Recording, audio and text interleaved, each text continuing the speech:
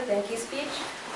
First, I want to thank, of most importance, Emma, Hu, and Jasmine Zhang, who are our event heads at Carmel High School.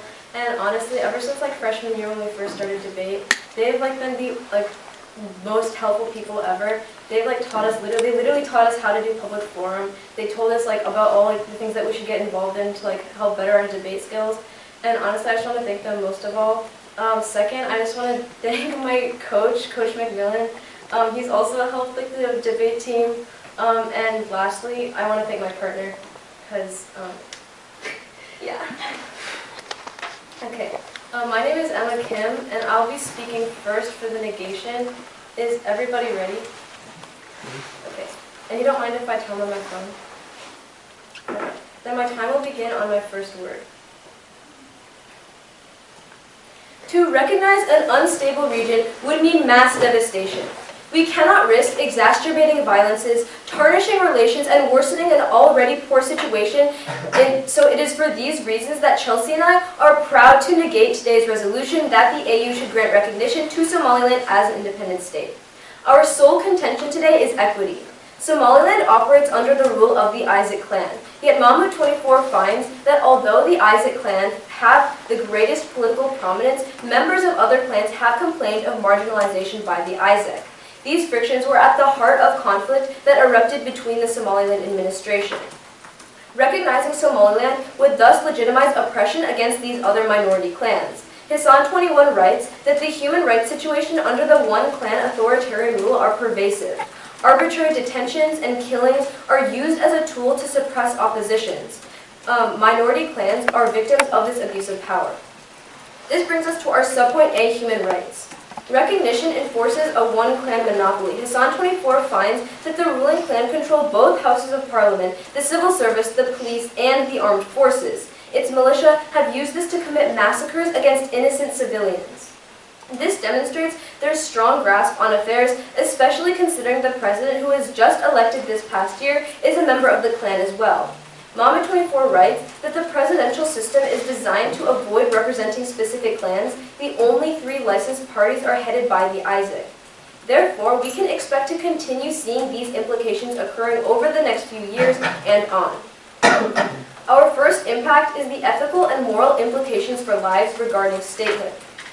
Abdel 24 explains that endorsing an entity responsible for human rights violations would be contrary to international order, critical criteria for democratic statehood that Somaliland fails to meet. As long as Somaliland is recognized, not only will these abuses of power get exponentially worse, but it will trigger a wave of instability regarding other clans who are unhappy under their regime. This brings us to our subpoint B, territorial disputes. The threat of clan tensions and civil violence are evident. Non-Isaac clans will resort to violent means against each other to retaliate. Mama 24 writes that the desire for independence is not shared by all communities in the territory claimed by Somaliland, and the outbreak of violence demonstrated this, where other clans campaigned to expel Somaliland forces and declared itself instead a part of Somalia, the most prevalent of which is Las Anod. Neo 24 writes that Las Anod took up arms due to perpetual political and economic marginalization and repressive administration. In 2023, following a devastating shelling campaign, it was successfully endorsed as a state of Somalia. Somaliland's government was so overly corrupt, it triggered an opposing clan region to break away. However, this has only been the case as of last year. Thus, despite getting independence from Somaliland, affirming would place Las Anod back under the subjugation of Somaliland's government as it is within colonial borders. Meth 23 explains that the AU declares colonial borders in Africa that have been long accepted are not to be tampered with. Norman 24 adds, Somaliland's justifying its claims based on historical borders, and the EI 23 continue that claims Las Anod as its own despite opposition. Las Anod, who just gained freedom of an oppressive clan monopolization, would therefore be brought back under the Isaac regime, and the resulting impact is violent opposition and displacement from conflict.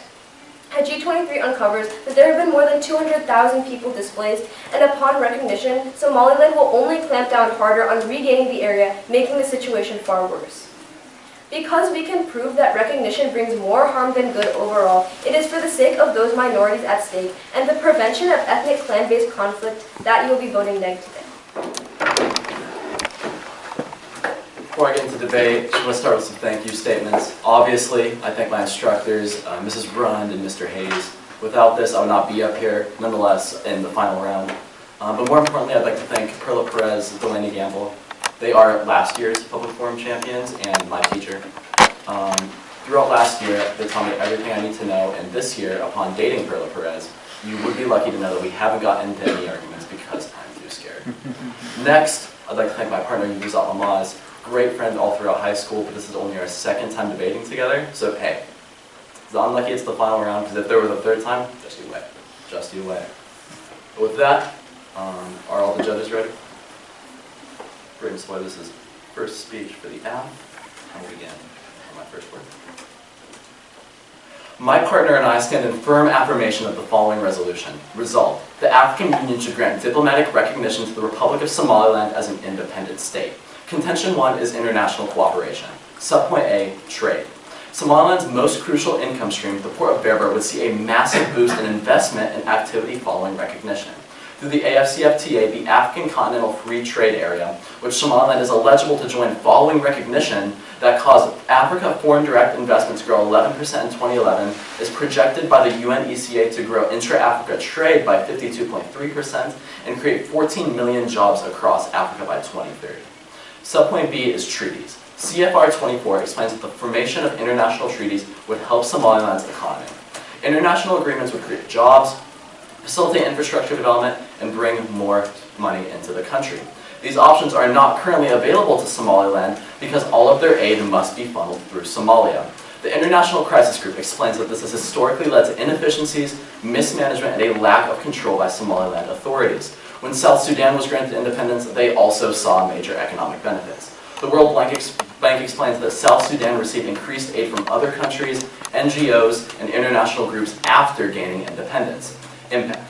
Under the status quo, with 2.2 million people in Somaliland under the risk of starvation, recognition is the sole way for the Somaliland economy to improve. After recognition, Somaliland is open to the 1.3 billion person market that AFCFTA connects, and ensures stable economic growth for Somaliland citizens and government alike. Contention 2 is human lives. Subpoint A is international organizations. Action Aid 24 tells us that Somaliland is currently experiencing the worst drought in its history. UNICEF reports that Somaliland saw 15,000 additional deaths in 2022 alone, half of which were children under the age of 5. The effects of this crisis are exacerbated by its lack of recognition. Official status as a country would allow the government to access the World Bank, the International Monetary Fund, and the African Development Bank. The HIPC program, a UN program designed to assist impoverished nations, has provided neighboring countries of Ethiopia and Somalia with an upwards of $5 billion each worth of relief. Countries who received this aid have tripled their investments in education, cut down child mortality rates by 2/3, and have seen an average of 7% GDP growth annually. In December of 2024, a bill was brought up in the United States Congress to officially recognize Somaliland. This bill would also provide both economic and military aid. Opponents of the bill shot it down as Somaliland was not already recognized by any other power. Recognition is the only criteria preventing Somaliland from receiving this aid. And upon this would give them $450 million of additional aid annually. Subpoint B is counterterrorism. Since 2014, the terrorist group Al-Shabaab has taken more lives than any other Al-Qaeda affiliate, responsible for 99% of all terror-related deaths in Somalia this past year. Somaliland's lack of international recognition impedes its ability to form counterterrorism partnerships or host foreign military bases. Currently, Somaliland has less than 13,000 active duty personnel, only 20 armored vehicles, and only 50 rocket projectors, making it one of the smallest militaries globally. Recognition as an independent state would enable Somaliland to access international defense cooperation, receive targeted military aid, and establish security partnerships, significantly strengthening its counterterrorism efforts. Impact. The international assistance that would come after independence would help alleviate the 15,000 annual deaths from environmental crises, while anti-terrorism efforts will decrease the presence of the deadliest Al-Qaeda affiliates. Judges, to continue the suffering that Somalilanders face, choose Neg, but to provide Somaliland with its only chance of recovery and success, we strongly urge a vote in the affirmation. Thank you. Is everyone ready? Okay. As first speaker, may I have the first question? Okay. So on your contention when we were talking about international cooperation, how can you guarantee that other countries are going to recognize or give aid to Somaliland? Like, what would incentivize them to do that? Already, organizations like the UN, through their HIPC program, has already committed themselves to helping surrounding nations of Somalia and Ethiopia. These organizations are in place to help assist impoverished nations, and it's the sole duty Can I have a follow-up? Has the UN specifically said that they will send aid to Somaliland if the AU recognizes them? Of course. So the UN, and through its HIPC program, aims to hit these target countries. They haven't been able to due to a lack of Right, we keep recognition. saying target countries, so do you know if that's referring to Somaliland specifically? Of course, it's the fourth poorest nation in the world. It is undeniable to say that they would not We can have receive a this question. aid. Next, I would like to say that the minority groups within Somaliland are unrepresented. What I provide to you is that the democracy in Somaliland has been restored. Just this year, there was another election, and currently minority groups control 50% of their parliament. In what world is minority groups not represented in Somaliland? First of all, I have a question. Did you say that the minority clans control 50% of the parliament? Yep. Okay, because like we have a card that says otherwise, and also even if you are trying to say that the government is making strides towards a better democracy, that doesn't change the fact that the ISAC still control a monopoly over the presidency, the vice presidency. I have a whole list of positions of power that the ISAC claim. What we see is that ISAC makes up 80% of Somaliland. It would be unfathomable for minority groups to control all these states, as Somalilanders have 80% of the control. With the fair elections that are in place, it is assumable that the clan with the most people would also be in power. So what is your question then? Because that was a statement. I was responding to yours. Okay. So next you say human rights would be threatened in an Can I have act. a question? Because that was your question. Well, you just asked for a question. Okay, fine. If you'd like, you can go ahead. Okay, so on your subpoint B, you talk about counterterror, but then you go on to say that your impact is environmental, and I'm just kind of wondering how that links to counterterror, because the two kind of contradict each other. Already what we see in an app world is it opens up Somaliland to international aid. Right now, other countries like the US, which we stated, are not providing this aid as they do not want to threaten. But my question is, well, how is your impact environmental? I'm just confused. The impact is environmental, as aid through UNICEF and the HIPC would help directly fix some of the issues of environmental crises. Oh, okay.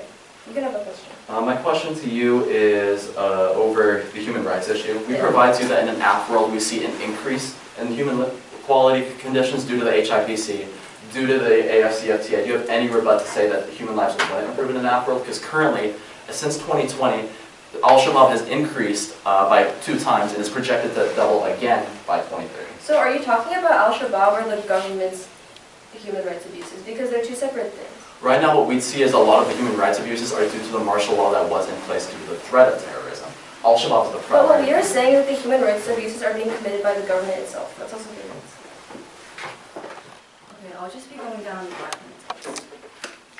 Okay, I'll begin time now. Under the first contention of international cooperation, their subpoint A is trade and investment in the Berber port. First, we tell you, there is an economic monopoly currently in the Berber port. Phillips 16 finds that in 1993, Somaliland consolidated control over the Berber port, and ISAC traders are still offered extremely generous tax exemptions on the goods to this day. They are monopolizing businesses, and it's helping to lay the foundation for future exacerbation of monopolistic practices that still pervade Somaliland's economy today. So not only will the U.S. not invest into this notoriously corrupt port, but also the funding that they prove to you is so helpful will actually go to fuel more corruption, and it's going to only go to ISAC officials, because anything that has passed through this body of water goes to the ISAC. Therefore, they just have more money in their pockets. Also, this completely delinks the U.S. sentiment to go into this port, because why would the U.S. invest into a port that is notoriously corrupt? Now, they also talk about how foreign direct investment will benefit. We tell you that foreign direct investment actually leads to interference in political policies, as these people are going to have a say in what the Somaliland government is going to say, which is going to lead to biased policies and ultimately more corruption. On their subpoint B of treaties, first of all, we tell you that Somaliland cannot join the UN. First, it's because China will not veto them. China will veto them, their entry into the UN, like they did with Bangladesh and Pakistan back in 1960. China denied Bangladesh's entry into the UN because they perceived it as a part of Pakistan. Second, Somaliland has actually refused UN aid themselves, and their president has refused it back in 2020. So why would they suddenly want to join this organization once again? Next, they say that aid is funneled through Somalia, but we tell you that aid and investment has increased 14-fold, yet nothing has happened. None 24 tells you that in Somaliland, public officials operate with contempt for the people they serve. Despite a 14-fold increase in the national budget since 2010, Somaliland has failed to inadequately invest in public services and infrastructure. So if you buy my opponent's rhetoric, you are just feeding money which is going to nothing, and it's going to be taken out of taxpayer pockets. Now, they say that the World Bank and the IMF and NGO funding will actually help Somalia.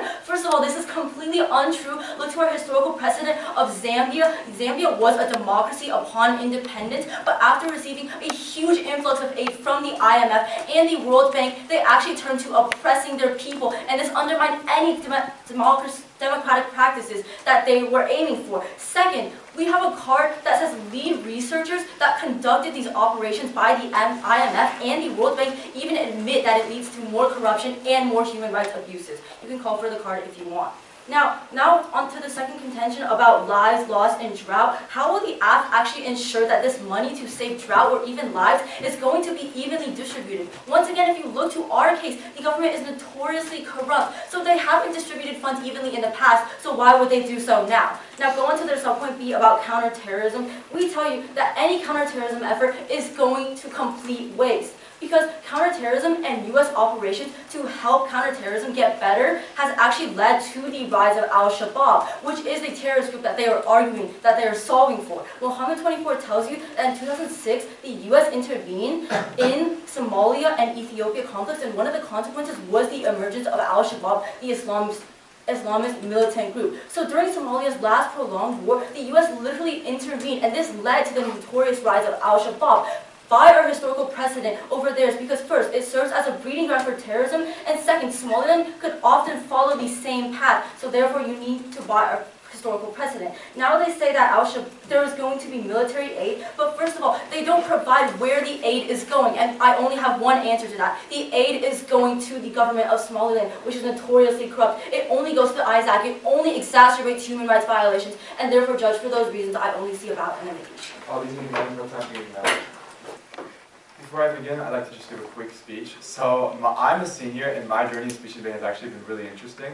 Freshman year, I did Congress, never competed, was too lazy. Sophomore year, did PF, won 10 ballots, lost 30. Junior year, was a PF reject, as my team still calls me. Went into LD, won about half my round, didn't win anything big. Senior year, this is my second competition. This is my final round ever in high school. I'm surprised to even be here, but I'm extremely happy to be with Brayden. I want to thank Brayden. I want to thank Perla, Delaney, Anna, Mina, and our team. This is kind of corny, or common to say, but I want to thank God, I want to thank my family, and yeah, thank you guys for being here too. And let's get started. So, judges, are you ready? Are you ready? Partner? Audience? Okay. My speech starts with my first word.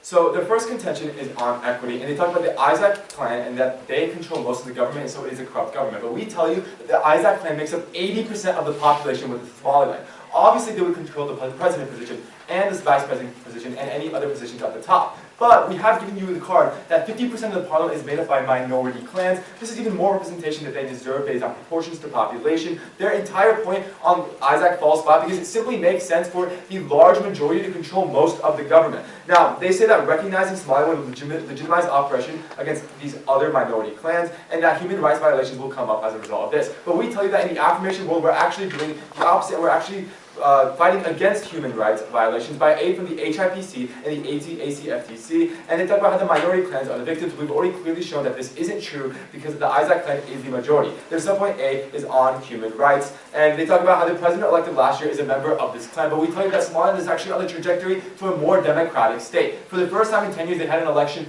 this year. Sure, the Isaac clan won, again, that makes sense, but they're having elections finally, showing that they're actually better than most regions, and this will be relevant in the rest of my speech. Now, on ethical and moral violations, they talk about how endorsing an entity responsible for human rights violations is bad, and that if we recognize it, it will only get worse. First, what's the link? How is it recognizing actually going to lead to worse? Instead, we show you the current status quo is leading to human rights violations, with Al-Shabaab only doubling the amount of attacks they've done in Somaliland in the last 5 years. Only through the affirmation can we get the necessary aid to actually stop and quell Al-Shabaab's threat. Now, on subpoint B, territorial disputes, they talk about how 9 Azak clans will fight against each other, and they actually currently currently are. But I tell you that this is the status quo. They're saying that these ISAC clans are in tension and they're fighting against each other. The negation argues for the status quo, and the status quo is showing that there already is tension, while the affirmation is trying to fix this through aid to get rid of human rights violations, and it's making many other great improvements.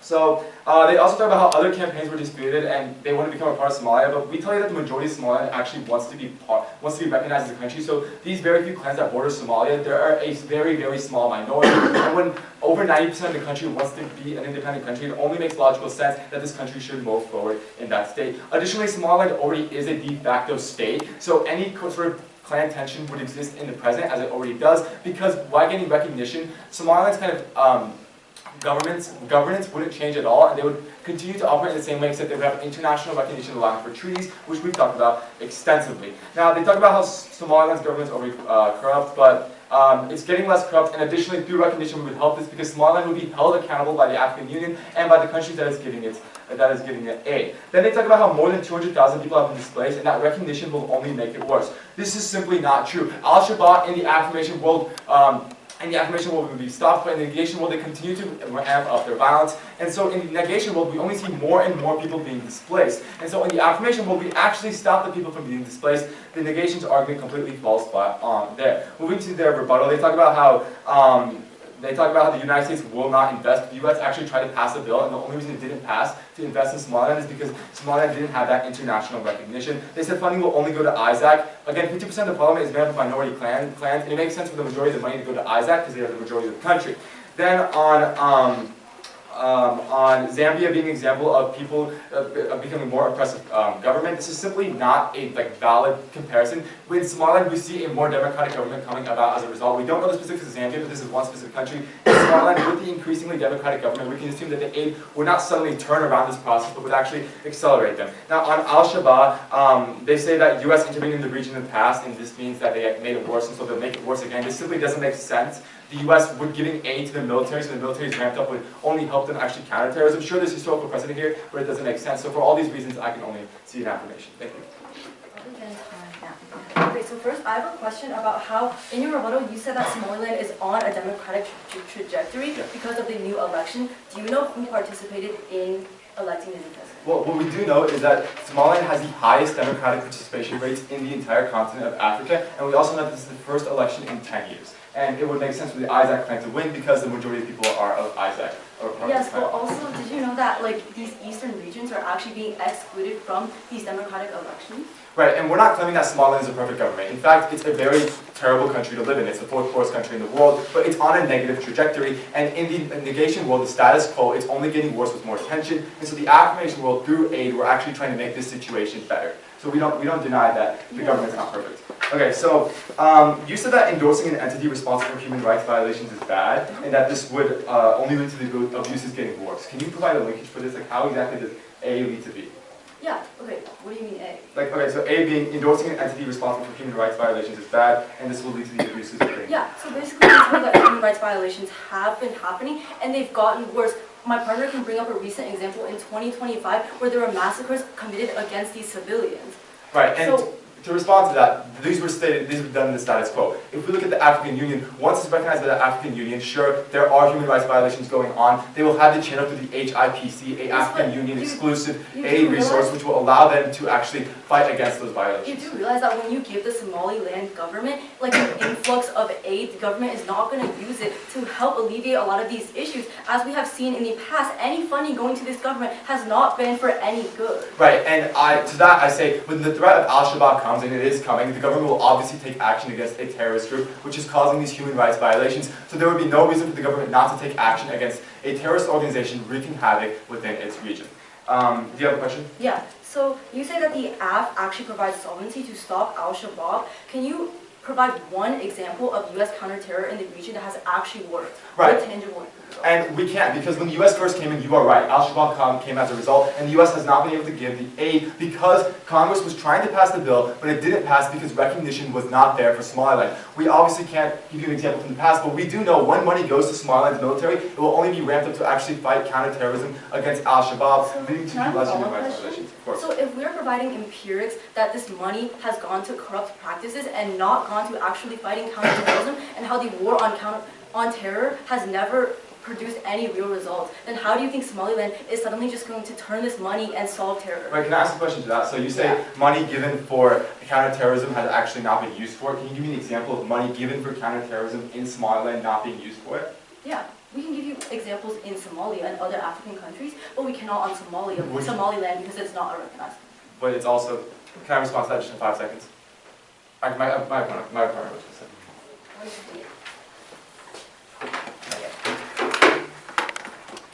So the order of the speech will be on our case and then their case. Is everybody ready?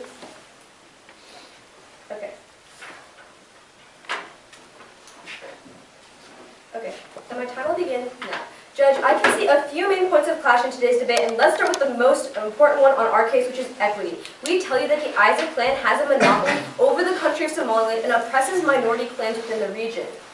My opponents first state that because Somaliland is 80% Isaac, obviously the government is going to be mostly controlled by them. However, first of all, this is excluding Lasanode. If you affirm, Lasanode is going to be placed back under Somaliland's borders, and this statistic doesn't account for all of those people living in Lasanode who just gained their freedom and would now be subject to Somaliland again.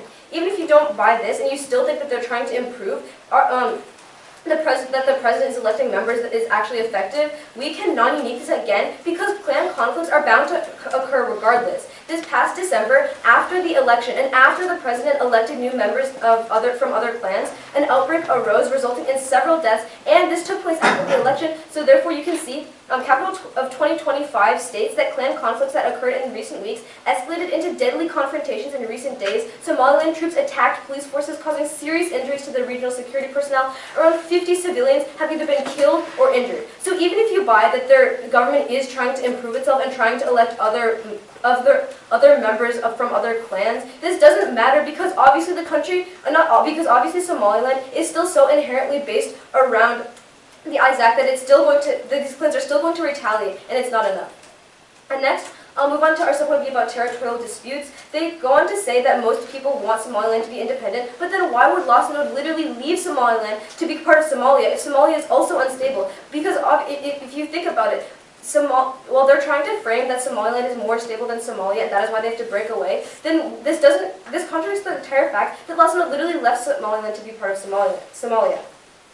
I'll move on to their case briefly. Their contention one is talking about this international cooperation. They mainly focus on subpoint A, which is trade. The theme of what we're going to be proving to you is that funding is inherently bad. First of all, with our example that we talk about in rebuttal, my partner mentions that there's a port monopoly at Berbera controlled by the Isaac, and therefore all money that goes to this port is going to be corrupt because the Isaac controls it. My opponents completely concede this fact, so you can follow through. Second, they talk about how the U.S. didn't pass the Somaliland because the AU didn't recognize them. However, this doesn't abide by the fact that the UN does not want them to join the UN because China vetoed them. So even if you don't buy this UN point, Somaliland rejected the UN themselves. So Somalia doesn't even want to be a part of the UN. So I don't see how the UN or these other organizations that they talk about are actually going to give them aid. But even if you do believe that they're going to give them aid, we told you with our president of Zambia, when they received aid, their democracy turned autocratic. They talk about how the situation is going to be turning them around. However, we give you statistics and empirics prove that the IMF and the World Bank, from the lead researchers of the IMF and the World Bank themselves, literally stated that it fails and causes corruption. So you can disregard this. And lastly, on their subpoint about counterterror, they make this seem like more money is going to help stop counterterror. But to reiterate, our point is that U.S. aid actually led to Al-Shabaab because they had to retaliate, and so for this, you must affirm. Judges, are we all ready? This will be a 3-minute long speech. I will start by going over the contentions presented by my opponents, responding to their rebuts, and then if time permits, further strengthening the case. Time will begin on my first word. So a key area of clash in this debate has been the idea of corruption. What the opponents will tell you is that corruption is due to Somaliland itself. What we have provided time and time again is this is due to Al-Shabaab. This leads us to our first contention, is that they claim ISAC has control of the government, which leads to more corruption. ISAC constitutes 80% of Somaliland's territory. In a democracy, it makes sense that the 80% majority will control the government. These other minority groups are also represented. They tried to card us. We provided the card that 46% of minority groups also maintain representatives in parliament. Next, I want to talk about the issue of human rights. Once again, ISAC controlled 80% of the population, and any riots that have occurred have been because of the martial law in place because of Al-Shabaab. I'll talk on Al-Shabaab later, but the current martial law that had been in place over the past 10 years caused these riots. With the Al-Shabaab threat quelled in an app world, which app provides solvency for, the neg does not, it is only then we can see this violent corruption to end. Next, on the idea of international disputes, they say 200,000 were displaced from Somaliland, yet they provide no card that this would increase in an app world. In an app world, what we provide to you is that conditions are better. As the fourth poorest nation in the world, Somaliland desperately needs aid, and I don't see any way in which a neg world, in which things are actively getting worse, in which the neg world wouldn't be the one that has more displaced. App is the only one that provides solutions, and therefore this point flows to our side.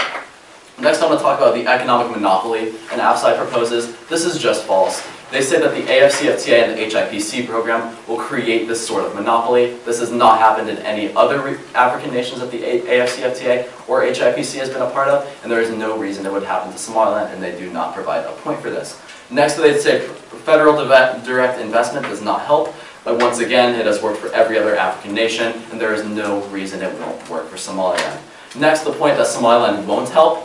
They will help. The reason why they haven't been able to provide direct aid to the citizens is once again due to this martial law.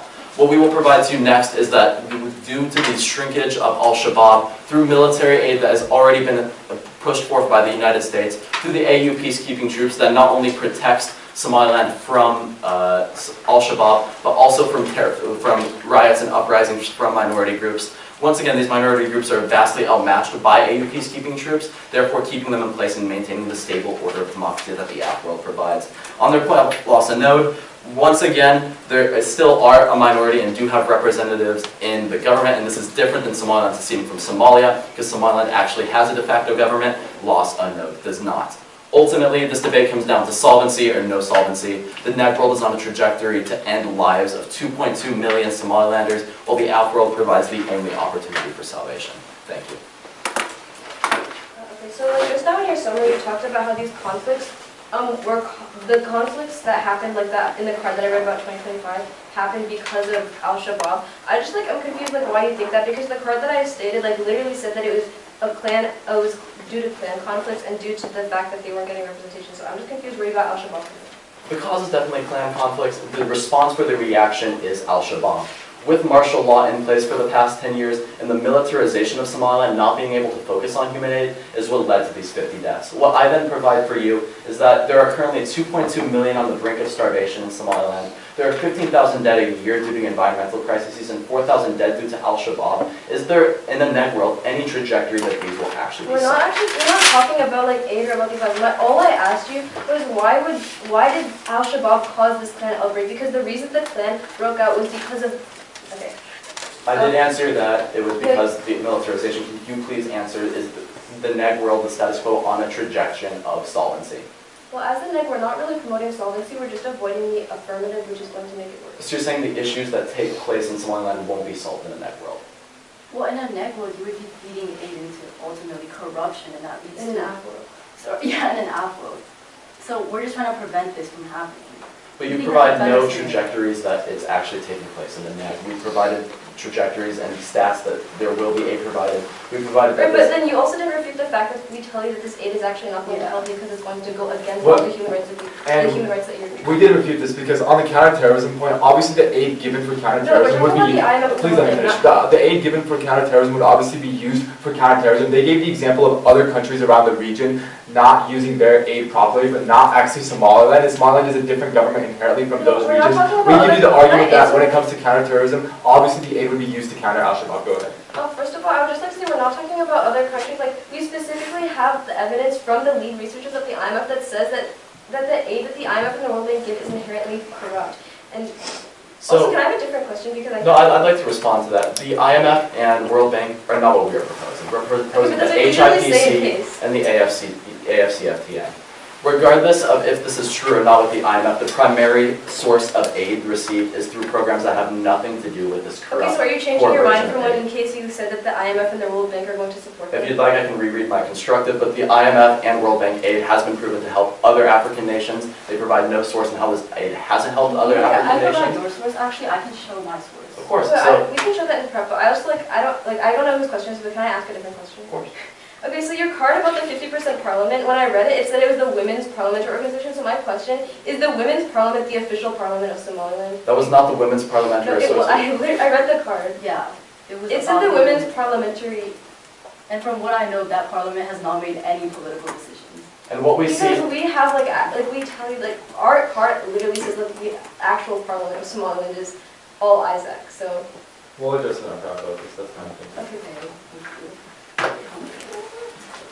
Oh wait, we have 1 minute. Nobody used to call this card. Oh wait, I took. Wait, we'll just take 30 seconds. Wait. Just take. Meng should have a minute, 2 seconds, Oh, okay. Okay. unless I missed something.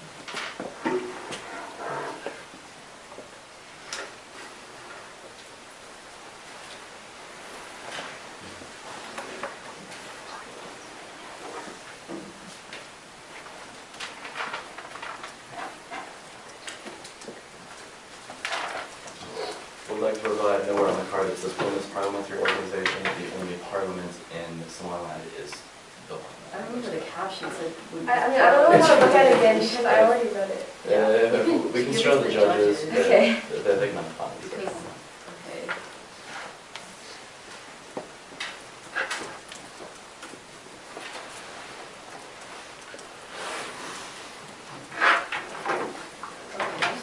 Actually, no, I'll take the rest of it.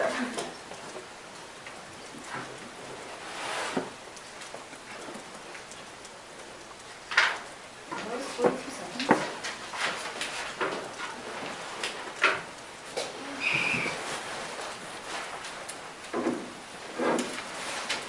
Often the map will be on our case, weighing the case. Everyone ready? I'll begin my time now. First, we win the first point of clash, which is the Isaac clan monopolization. First, the 50% parliament card was the women's parliament. Judge, you can see these cards after round. Secondly, the statistic that they provide that the Isaac clan is 80% of the population is excluding Las Anad, which is the disputed region that we are arguing for today. Secondly, after the new president has been elected, my opponents claim there has been progress made, but recently, almost 2 weeks ago, there was an outbreak and over 50 were killed and injured. So they are making no progress. Thirdly, the new president elections didn't even include the eastern regions. This is not a fair democracy that they sugarcoat it as. Second, go to our subpoint B of territorial disputes. They cannot win this point anymore because they said that the status quo, most of Somaliland wants to be recognized as independent, but why would Las Anad leave Somaliland to join Somalia, as it is way more corrupt? Obviously, the government corruption in Somaliland had to give Las Anad a reason for this.